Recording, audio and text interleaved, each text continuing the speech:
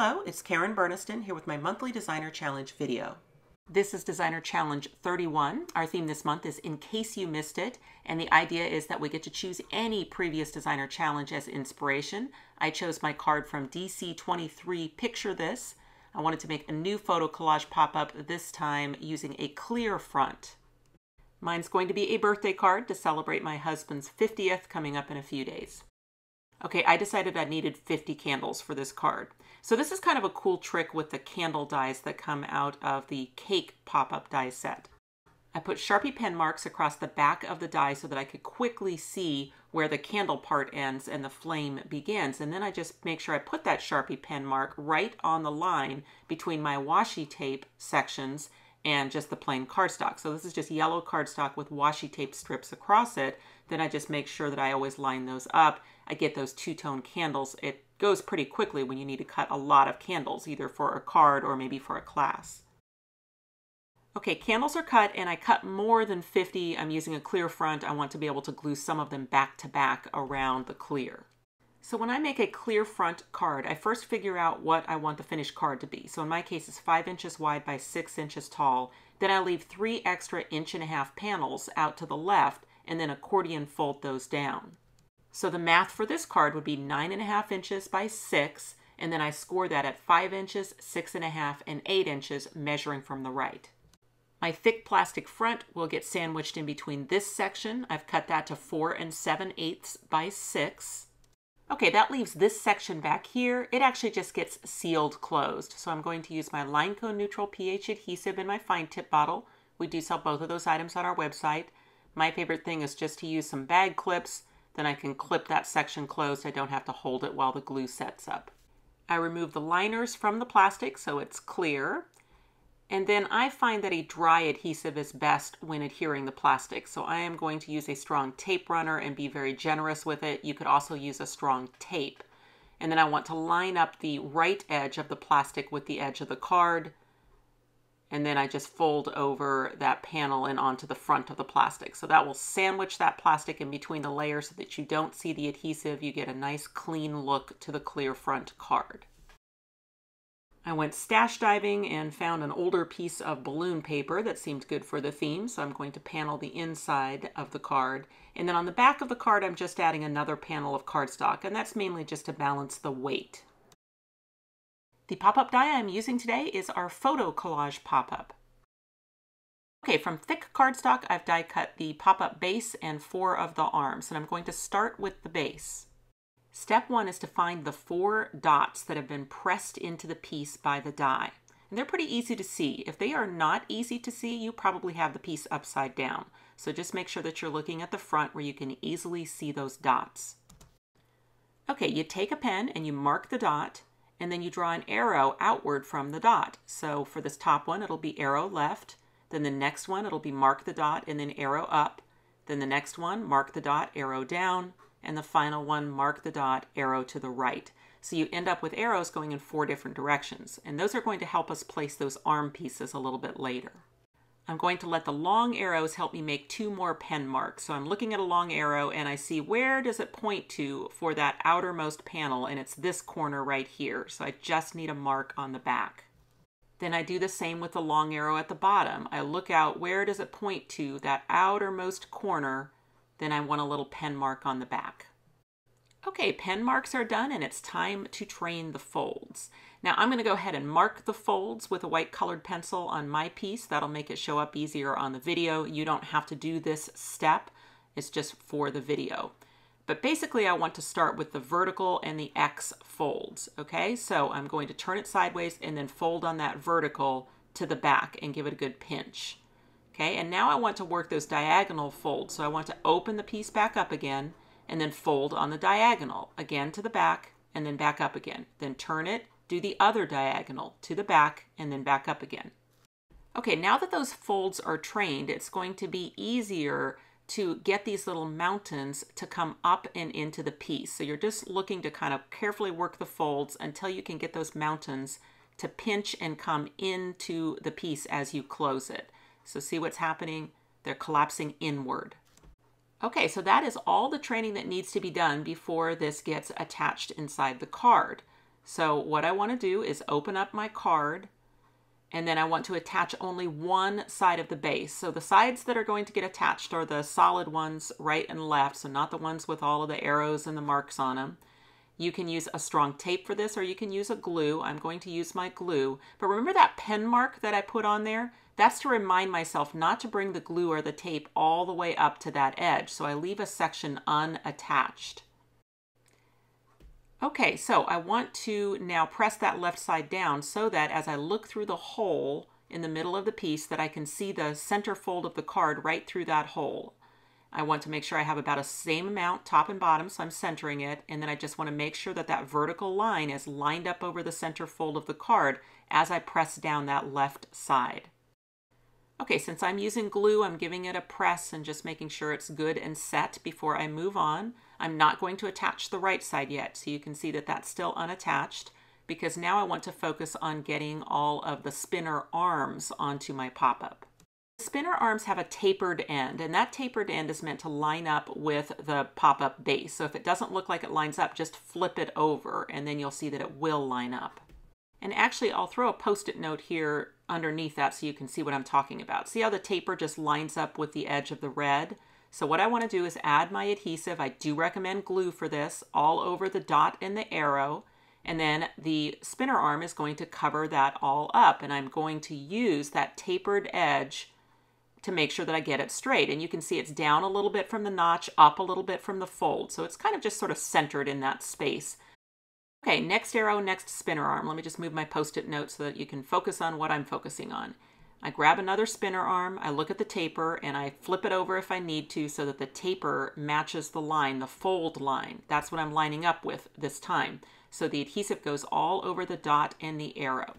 Now I can't place my spinner arm right down into that adhesive because I first have to make sure that it's underneath the section above. So see, I have to slide it in from the side, then get the taper down into the adhesive, and I want to line it up with the fold. Now it doesn't have to be jammed down into the fold.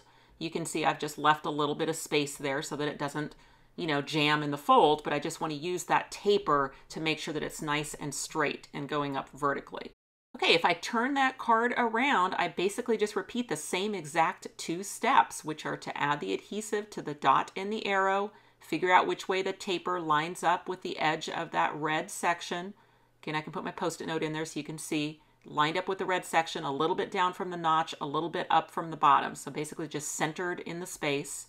And then my final spinner arm goes on that last arrow. So once again, I'm just going to add my adhesive to the dot and the arrow. Since this is a vertical arm, I need to make sure that I bring it in from the side so that it goes underneath that section above. And then just lining up the taper with the fold line, making sure that's just a little bit above the fold so it will not bunch. Okay, spinner arms are attached. So now I get to work my final two fold lines, which are those little horizontal folds for these sections here. So I work that little horizontal fold to bring these two sections towards the middle. And then I can lift up and twist to where I can get the notches attached to each other. So that's why I haven't attached that right side of the pop-up yet, because it's really difficult to get those notches together if you've already attached the right side. But now that the notches are together, I can go ahead and attach the right side.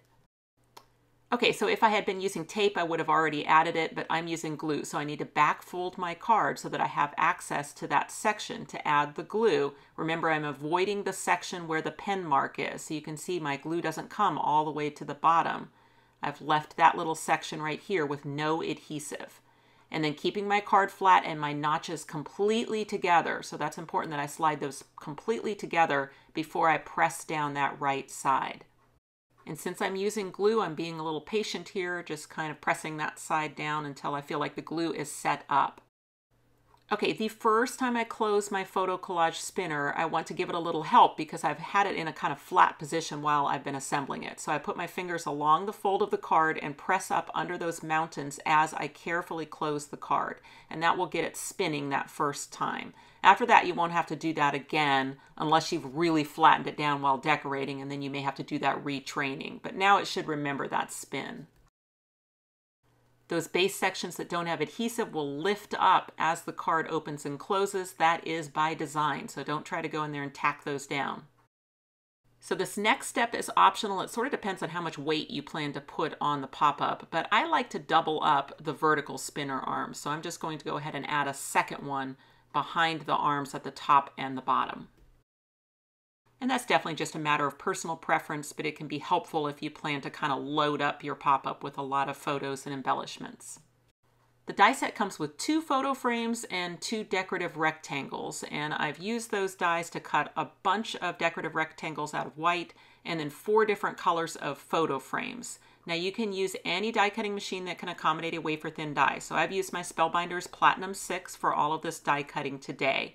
And what I'm going to do with the photo frames is just go ahead and line them up over the top of those white rectangles. They will line up perfectly. Okay, if you're using photos, you want little square photos. They can be 1 1/4 inch square or 1 1/8 inch square. And if you want those 1 1/8 inch photos easily, you can print them at Walgreens using their 4x4 collage print. And I do have a full video tutorial for how to do that. And I will link it at the end of this video, or you'll find it on the product page on our website for the Photo Collage pop-up. With the Walgreens photos, you end up with a little border around your photo on the inside, or you can size them up and take that border away. So that's kind of your difference between 1 1/8 inch and 1 1/4 inch. Okay, so I framed all those cute little photos of John and me and John and a couple of him when he was a kid, and now I'm going to start building my photo collage. So I always like to start with the 2 in the center. So I add my adhesive to the pop-up platform, and then I'm going to line up a photo onto that section. I like to line it up with the left straight edge, so just right here, and then I just stay a little bit above the fold so that it won't bunch in the fold. And then I just give it a test and make sure that it's closing and opening nicely. Now I'll add the one directly across from that first one. So the adhesive on the pop-up platform, and this time I'm going to line up with the right edge. So that way I get a little bit of a staggered look to those first 2. And again, I'm staying out of the fold so that when it closes down, they have a little bit of room in there. Moving on to the upper arm, I want to throw a little Post-it note or something to protect my card while I add a little bit of a tape runner out on the very end of that spinner arm. Now the reason I didn't go straight to glue is because I want a chance to be able to move the photo if I choose poorly. I want to have it far out on the arm and veered a little bit toward the right. And that way it has the opportunity to flip over, slide past the first photo, and then flat onto the card. So placement makes a difference with this one. It has to be able to clear the right side and the left side. But then once I have a position that I like, I can carefully remove that and make it more permanent by using glue. And of course the safest is to do the Post-it note and the tape runner on all of the spinner arms to be able to test the location first. But I know on this bottom one, as long as I do pretty much the opposite of what I did on the upper one, so this time low on the arm, veered more towards the left, I know that it's going to operate nicely. So I can just go straight to glue on that one. So now right to left, I go back to my Post-it note and my test it with a tape runner idea. This time I'm going to make sure that I'm high up on the arm so that it can slide down and not pass the fold when it's closed. So just testing that location, making sure that I like it, that it stays in the card when the card is closed, then I can make that permanent with glue.